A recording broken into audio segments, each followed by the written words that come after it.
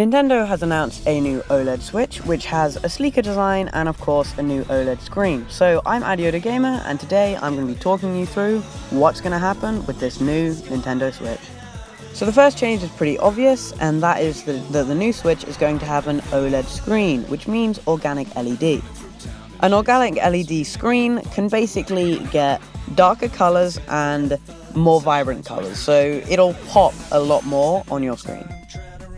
Speaking of the screen popping out at you, it's now 7 inches. So it used to be 6.2, and now it extends right to the edge of the Switch with being 7 inches. And the actual Switch model isn't really bigger. It's 0.1 inches wider, but you know. So yeah, it just pops more to the edge now. Okay, we've also got a new kickstand. So basically, half of the back of the console is a kickstand now. The old one was pretty bad. This one will hopefully be better. It's also adjustable, so you can choose the height, and it'll work better, I guess. Another thing we've got is enhanced audio. So that means better audio. It's got better speakers in the Switch. The original one already had pretty good speakers, but now we've got better ones. Personally, I don't think this is much of an improvement, seeing as if I'm playing handheld, I'm probably going to be using headphones. And if I'm playing in docked mode, then the speakers on the Switch don't really matter anyway, because it's coming out of different speakers. On the topic of docked mode, there is now a built-in Ethernet cable. So an Ethernet cable means wired connection. You can get wired internet connection, and now it's built in instead of needing an adapter.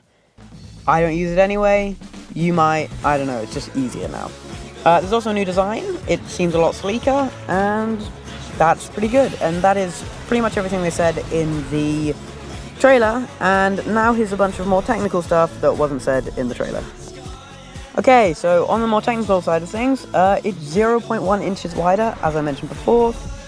Basically means it won't fit in Switch cases as much, or in the Nintendo Labo sets, which is a bit annoying, but yeah, that's about it. It won't make too much of a difference. It should fit in the dock fine, because the dock's already a bit wider than the Switch. It's also slightly heavier. It is 0.05 pounds heavier now. It used to be 0.88 pounds, but now it is 0.93 pounds, which is slightly heavier. It doesn't really matter much. It's just might be a bit of an inconvenience that it's that 0.5 extra. Another thing that's really good, that I don't know why they actually didn't say it in the trailer, is that it has 64 gigabytes of storage, which is double the old one. So this is good for people who don't use microSD cards, but download Switch games a lot. So personally, I have a microSD card for all the Switch games downloaded. Otherwise, having one game could fill up the entire thing. But that's just an improvement now. You will have double the storage on the base Switch. But this new Switch isn't perfect. It's still got Joy-Con drift. I feel like they could have fixed this. They fixed it on the Pro controllers. They should be able to fix it on the Joy-Cons. It just costs them a little extra.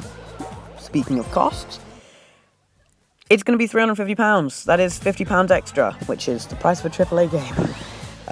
So that extra £50, it makes sense because you're getting extra stuff in there, but it also doesn't make sense because the Switch is a bit outdated now. Some of the old stuff is now cheaper. So if they're building off the same design except for the screen, the audio, and the kickstand, then it shouldn't be an extra £50, because with the production cost, it should still be the same, and they could make the same profit margin as they used to in 2017 with a £300 Switch. So I don't know quite why that price is so different, but now I've gone over everything that we know so far about the new OLED Switch, which comes out on the 8th of October, and now you can do your own considering about that.